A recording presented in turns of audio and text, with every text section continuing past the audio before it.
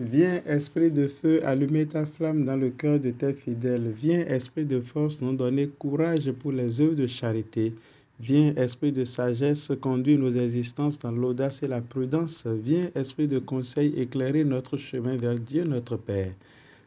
Seigneur, envoie ton esprit et tout sera créé et tu renouvelleras la face de la terre. Frères et sœurs, la liturgie de la parole de ce jour nous fait réfléchir sur la vocation. Oui, la rencontre avec Jésus qui s'est révélé à l'épiphanie et au baptême exige un engagement concret.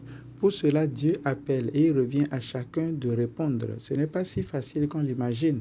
Et le récit de la vocation de Samuel nous y aide. En effet, la parole de Dieu était rare, la vision n'était pas chose commune et courante. Samuel ne connaissait pas encore le Seigneur. Tout jeune, Samuel entend son nom dans la nuit, à l'heure où son maître Élie dort déjà certainement et lui aussi. Comment réagir face à l'inconnu, l'inattendu, à l'appel de Dieu? Samuel nous donne quelques leçons. Premièrement, Samuel n'était qu'un enfant. Dieu n'a pas besoin de nos grandeurs, c'est lui qui nous fait grands. Rappelons-nous de son dialogue avec David qui voulait lui construire une demeure. Seul celui qui sait se faire petit devant Dieu bénéficie de son élévation. Et nous l'appelons bien dans le Magnificat. Il renverse les puissants de leur trône, il élève les humbles. Pas de paresse. Malgré l'heure tardive, Samuel ne refuse pas de répondre. Il pense que c'est Élie qui l'appelle et par 3 fois, il va se lever pour se rendre disponible. De nos jours, nous allons trouver Élie fatigant et faire semblant de ne rien entendre.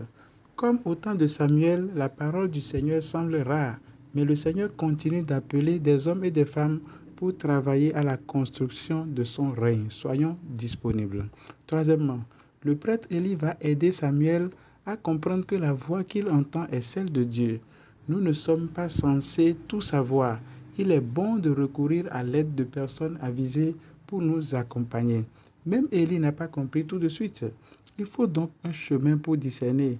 Et de nos jours, tout cheminement nous semble long et fatigant. Et s'il faut le faire, nous préférons le faire avec nos propres critères. Et la société de consommation dans laquelle nous sommes et qui a tourné dos à son Dieu nous fait appeler cela liberté. Frères et sœurs, la liberté non accompagnée conduit au libertinage dont les conséquences sont déjà visibles dans notre société. Récupérons les valeurs du respect, du service, de la discipline. Ce savoir élève, disciple est indispensable pour devenir un jour maître. Quatrièmement, Samuel obéit et répond tel que le prêtre Élie le lui a indiqué. Mes frères et sœurs, l'obéissance est chemin de salut. Il consiste tout simplement à fondre sa volonté dans celle de Dieu, comme le Christ lui-même nous en a donné l'exemple. La deuxième lecture de ce jour vient nous rappeler que cet appel de Dieu prend en compte tout notre être. Dieu qui appelle vient demeurer par son esprit en nous, faisant de notre corps son sanctuaire. Il sanctifie par la même occasion ce corps dont nous devons prendre soin en vue du salut.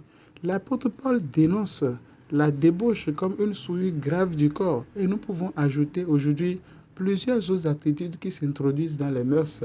La dépigmentation, les ornements à outrance comme les mèches, les faux ongles, les tatouages qui d'une manière ou d'une autre manifestent le rejet de notre corps. Mon frère, ma soeur, Dieu t'aime. Il aime ton corps tel qu'il est au point de venir y habiter. L'Évangile, quant à lui, nous rappelle que tout appelé doit savoir s'effacer devant celui qui appelle. Jean-Baptiste s'efface et signale Jésus comme l'agneau qui enlève les péchés. Il ne craint pas de perdre ses disciples.